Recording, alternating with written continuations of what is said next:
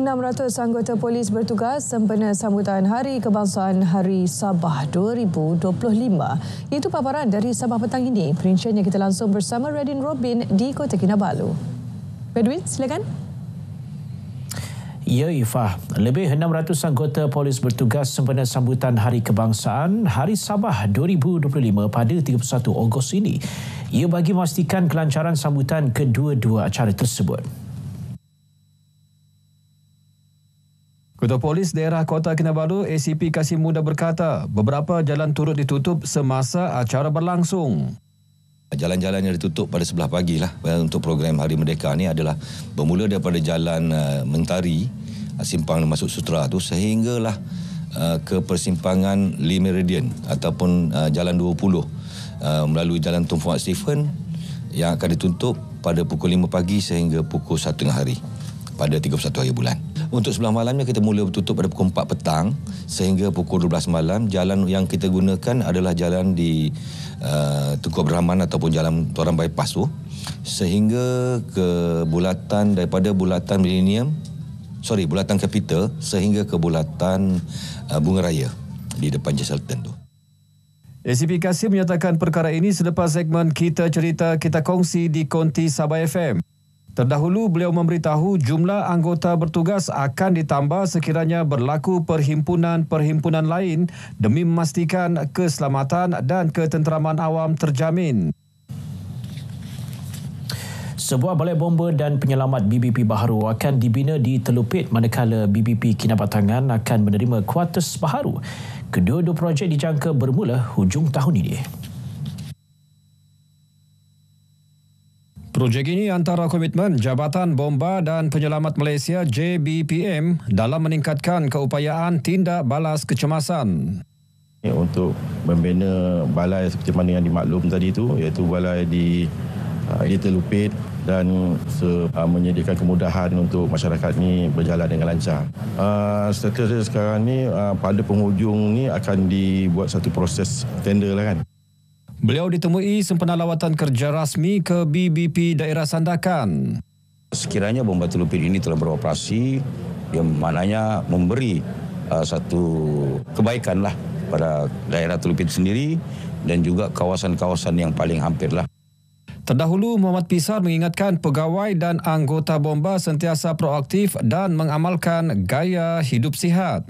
Ini termasuk melakukan larian 1 hari 1 kilometer yang diwajibkan JBPM.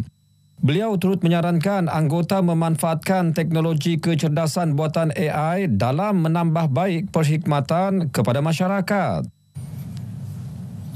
Adu Melalat Dato' Peter Anthony mempunyai tempoh sehingga 2 September depan untuk mengemukakan petisyen pengampunan. Sekiranya petisyen pengampunan tidak difailkan dalam tempoh ditetapkan, kerusi Dun Melalap secara automatik kosong pada 3 September.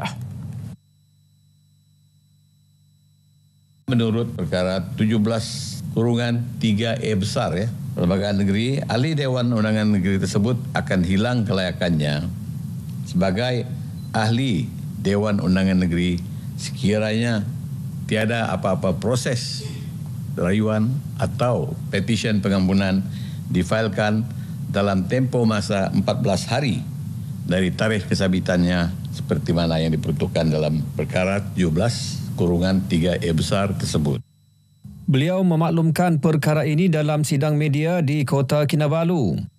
Mengikut perkara 17/1/E di bawah Perlembagaan Negeri Sabah, mana-mana adun disabitkan kesalahan oleh Mahkamah di Persekutuan dan dihukum penjara tidak kurang dari 1 tahun atau denda tidak kurang RM2,000 akan hilang kelayakan sebagai seorang adun. Seorang remaja perempuan mengaku tidak bersalah atas 2 pertuduhan memperdagangkan kanak-kanak bagi tujuan eksploitasi seks. Pengakuan dibuat di Mahkamah Session Keningau di hadapan Hakim Nur Ashikin Mukhtar. Mengikut pertuduhan, remaja 18 tahun ini didakwa memperdagangkan remaja berusia 13 hingga 21 tahun bagi maksud eksploitasi seks di hotel sekitar daerah Keningau. Tertuduh didakwa mengikut Seksyen 14 Akta Anti Pemerdagangan Orang 2007. Sabit kesalahan boleh dihukum penjara sehingga 20 tahun. Mahkamah membenarkan tertuduh diikat jamin RM10,000 dengan 2 penjamin tempatan. Selain syarat tambahan, perlu melapor diri di Balai Polis Daerah Keningau setiap minggu. Pendakwaan dikendalikan Timbalan Pendakwa Raya Ling Guangzin manakala tertuduh diwakili Peguam Bela Jack Danau Toba Sumatera Tadius dan Roslia Abdul Ramlan. Mahkamah menetapkan 7 Oktober depan untuk sebutan semula kes.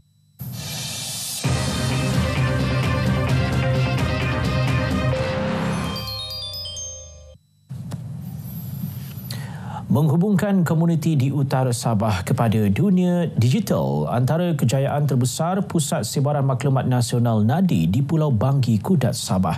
Sekaligus meraih pengiktirafan tertinggi di peringkat kebangsaan. Muhammad Raid Roslan ada butirannya.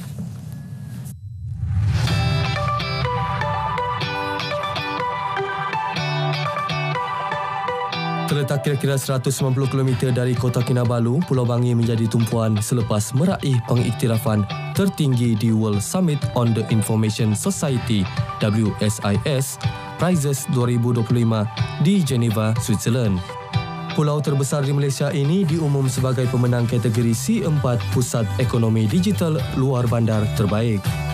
Pengiktirafan itu membuktikan komitmen kerajaan memastikan tiada komuniti yang terpinggir daripada arus pendigitalan negara sejajar dasar Sabah Maju Jaya. InsyaAllah kita akan lihat beberapa aspek untuk memastikan dari segi pembangunan di Pulau Banggi dapat terus kita usahakan dengan baik, dengan mampan, sama ada sosioekonomi. Ini akan menjadi satu keutamaan untuk kerajaan Madani. NADI Pulau Banggi menyediakan internet berkelajuan tinggi mencecah 100 Mbps dan latihan digital. Ia membuka peluang baharu untuk penduduk setempat menjana pendapatan menerusi bidang digital serta membantu mengurangkan penghijrahan penduduk setempat ke bandar-bandar besar. Pelajar dapat mengikuti pembelajaran dalam talian, urusan perniagaan lebih lancar dan memudahkan penduduk mendapatkan maklumat. Jadi kan internet laju, mudah kita dapatkan. Baguslah bagi inisiatif kerjaan untuk penduduk Pulau Banggi. Kerana Pulau Banggi ini adalah pendalaman, jadi internet itu tak laju. Tapi adanya NADI ini banyak manfaat. NADI ini dapat memberikan manfaat kepada kami. Seperti sebagai orang pulau, kami tidak akan tercicir dari sudut pembelajaran. Kami juga dapat membuat research dan memperluas ilmu. Ada manfaat, saya datang ke NADI, dia boleh jadi ahli dan dalam masa yang sama ada manfaat-manfaat yang lain. Bagi diri saya juga, antara salah satu manfaat di sini, di NADI ini, pihak NADI ada membuat program iaitu kesejahteraan kendiri. Selain Wi-Fi percuma, NADI menyediakan komputer, bilik latihan, ruang internet dan mesin pencetak dan perkhidmatan pintar untuk komuniti.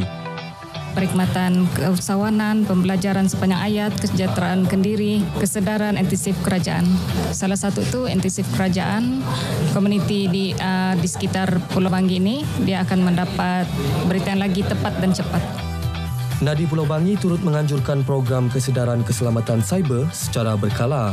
Setakat ini, 1099 NADI telah beroperasi di seluruh negara.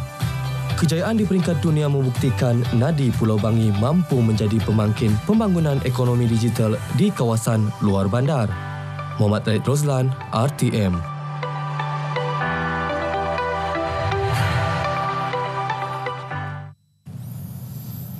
Bagi mendapatkan data saintifik tepat impak gempa bumi terhadap struktur geografi Gunung Kinabalu, ekspedisi pengukuran geodetik ke atas 6 puncak di Gunung Kinabalu dijalankan. Taman-Taman Sabah TTS menerusi kenyataan memberitahu kajian kesan gempa bumi ini penting bagi menilai impak gempa bumi berukuran 6.0 magnitud yang melanda Gunung Kinabalu pada 5 Jun 2015. Kajian tertumpu kepada struktur geografi Gunung Kinabalu. Ia akan menjadi rujukan penting dalam bidang geosains, pemetaan serta pengurusan kawasan Gunung Kinabalu pada masa akan datang. Kajian melibatkan kerjasama antara TTS, Jabatan Ukur dan Pemetaan Malaysia, Jabatan Tanah dan Ukur serta Royal Institute of Surveyor Malaysia RISM. Kali terakhir pengukuran Gunung Kinabalu dibuat pada tahun 1997. Baik, sekian perkongsian berita dari negeri di bawah Bayu, kembali bersama dengan Ifah untuk lebih banyak perkembangan semasa dalam negara. Malaysia Madani, rakyat disantuni. Baik, terima kasih Redwin.